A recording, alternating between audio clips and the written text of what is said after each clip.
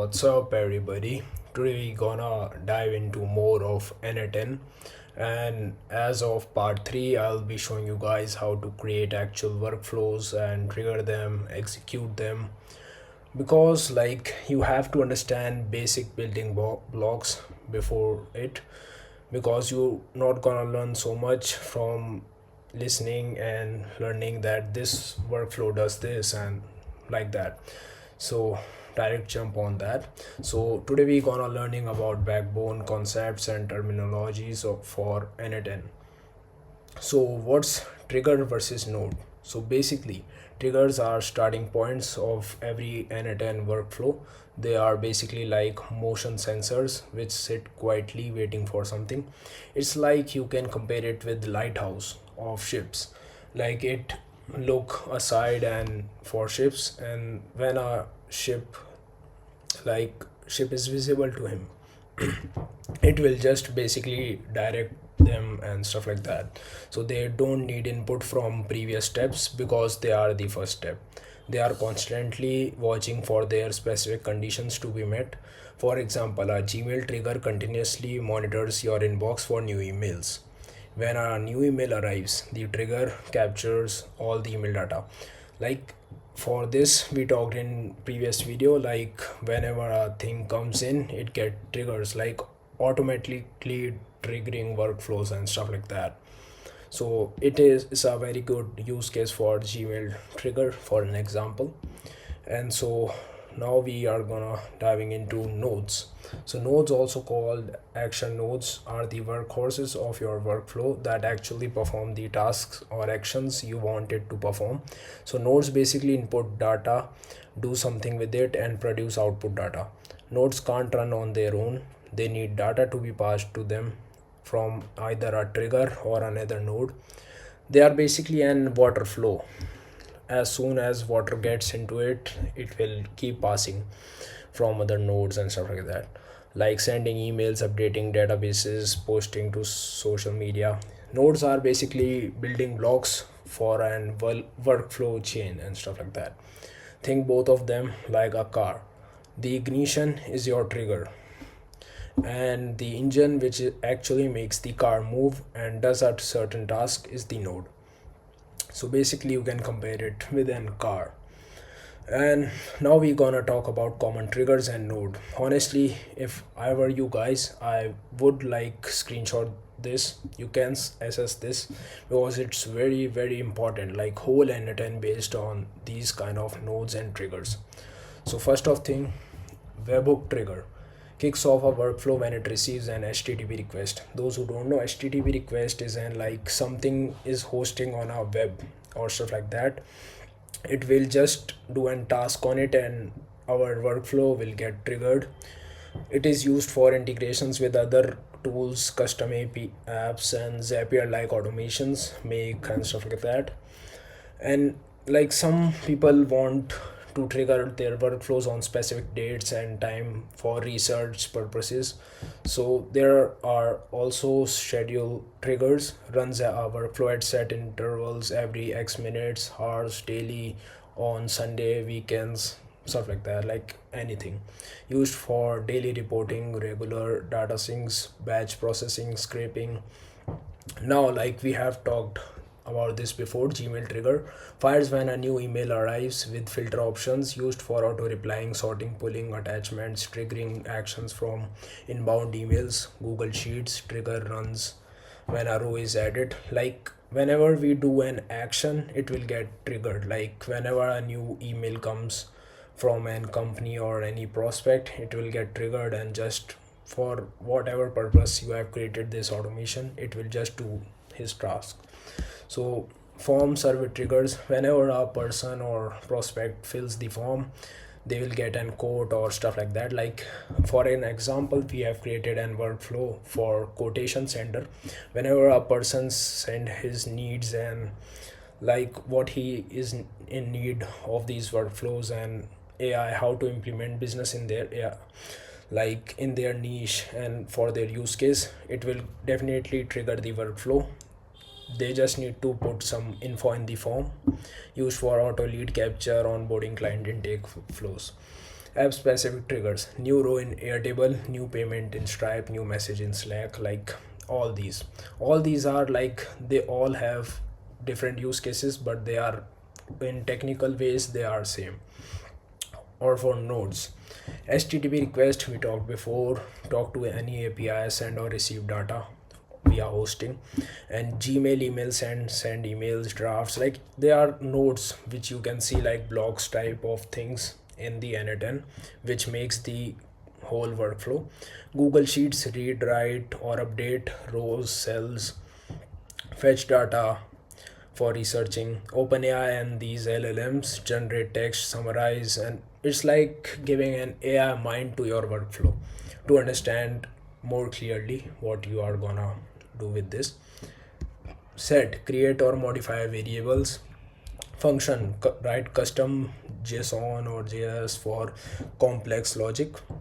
If switch, conditional logic, like some people wants, like whenever a user chooses the option yes and no, it will go on that branch and stuff like that. So that's how he will do. Merge, split, join or split data streams, arrays. And delay and wait, some hosting services have wait, and for some people also do it for like saving credentials and to trigger workflow on specific times. So we can add pause or wait nodes in our workflow, so it will wait for some time, like 5 second xyz. Filter, remove unwanted items from a data stream. It can like help workflow to only take the necessary data and filter out unnecessary things. Database, Postgres, this is like an memory storing or stuff like that. Like it's like giving an auto learning, self learning to AI. It will just capture the responses and history of our chats with him in Postgres, Supabase, and stuff like that. So now we are gonna diving into fixed and expression fields. Like this is so important because many workflows die out because of these things. What are fields? Fields are inputs inside nodes or triggers where you specify the details, like which email address to send to, what message to include, or which file to process, etc. There are two types of fields. Fixed fields are static input method where you enter exact values that remain constant throughout all. Like in simple words, if you are creating a workflow for your own company, like I have created for my own agency. So basically whenever my workflow capture xyz information, it will only send to info at the rate my socials xyzagency.com. So basically fixed values are used for fixed values like support at the rate gmail.com. And expression are like let the workflow decide where to send the email and on the basis of chats. Like if our user sends a message like send me the booking link at his xyz gmail.com, it will be using as expression. For example, support at the rate company.com, this type of stuff. You use fixed mode and blah blah blah. I just took this route. Expression mode, a dynamic input method that uses variables and formulas to pull data from previous workflow steps or performance calculations. Like I said, in simple words, let AI do this thing. Expression, like it will just use his info and knowledge to grab the expression from the chat or any previous nodes. Transform data, for example, you could automatically create an email subject like order number, thank for customer name, and stuff. Use fixed mode for things that never change, like your company name, standard message templates. Use expression mode when you need information from previous steps, want to manipulate data, or need your automation to be smart and adaptable. That way. So this thing is so important. In simple words, JSON is an language for robots. Yes, it is also called JavaScript object notation in nerdy way. Is how N8N organizes and stores information as it flows through your workflow. JSON is just a way to structure data so computers can easily read and work with it.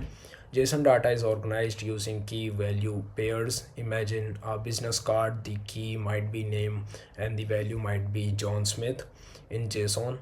This looks like name John Smith and stuff like that. Like JSON is an, you can say it as an coding language that robots can understand.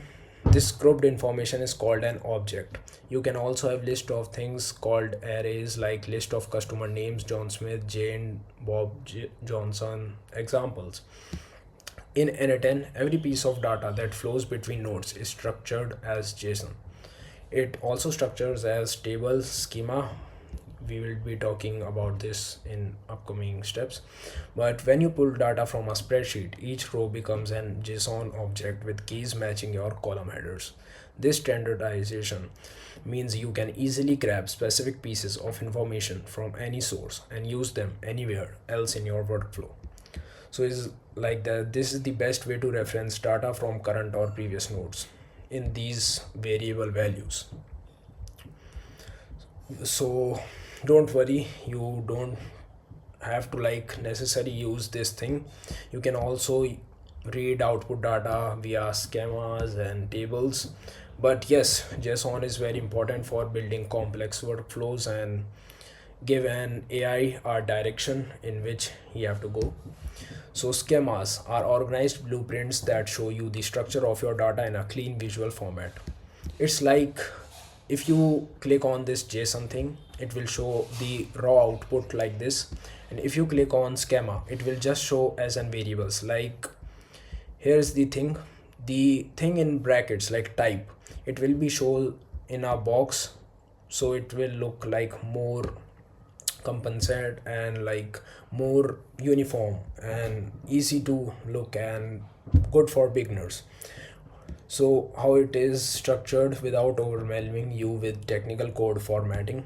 Schemas are particularly helpful because they act like a data dictionary for each step in your workflow. Instead of seeing raw JSON code with brackets and quotes, like I said before, like this, you can see it like first name, text, email, age. For example, when you receive data from a form submission, the schema might show fields like these.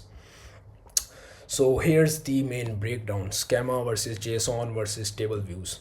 N8N has three different ways to view the same data: schema, JSON, or table views. So schema view is the most beginner friendly, as I said.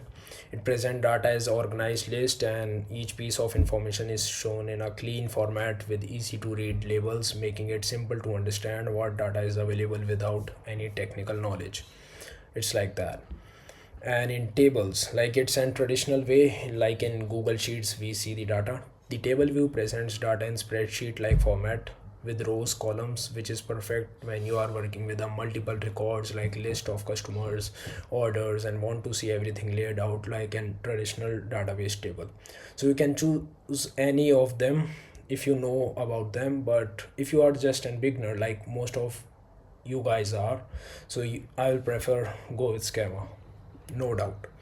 The JSON view shows the raw technical format, transfer data. It's same information as the schema, just in often prefer JSON view because it shows the exact structure format of the data, which is useful when writing complex expressions or troubleshooting issues. All three views contain identical information, they are just different ways of presenting it. The three of them are same, they are just like presenting in a different format.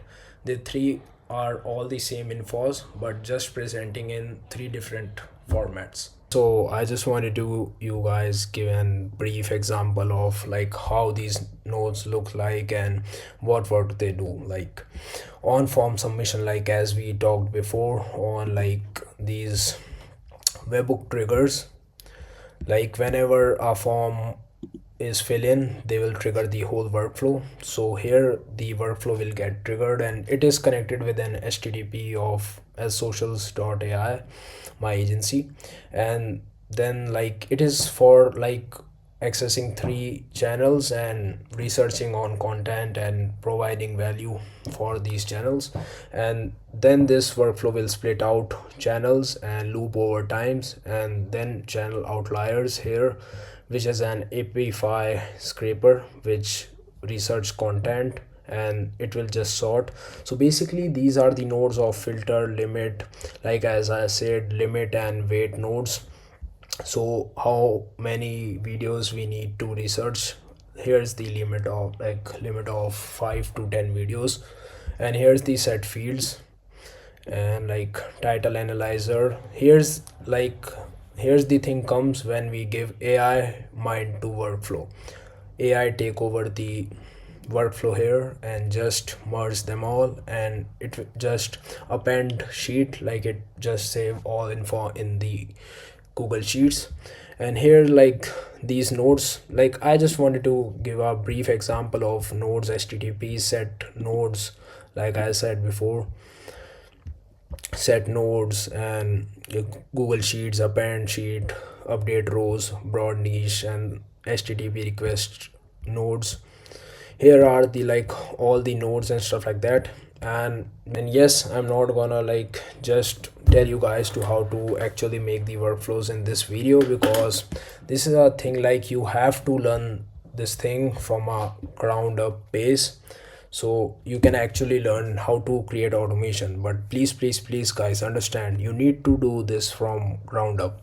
You need to understand that this is not a buzzword, this is a skill, and you need to learn the skill, what it means. If you can simply learn what triggers are, what nodes are, these common things here, and then understand JSON code itself rather than just generic prompt, you will be miles ahead using AI than everybody else. So as always, like, thank you for watching this video. Like, comment, subscribe, and I'll see you guys in the next one. And as always, let me know in the comments what you want to see, and I will see you guys in the next one.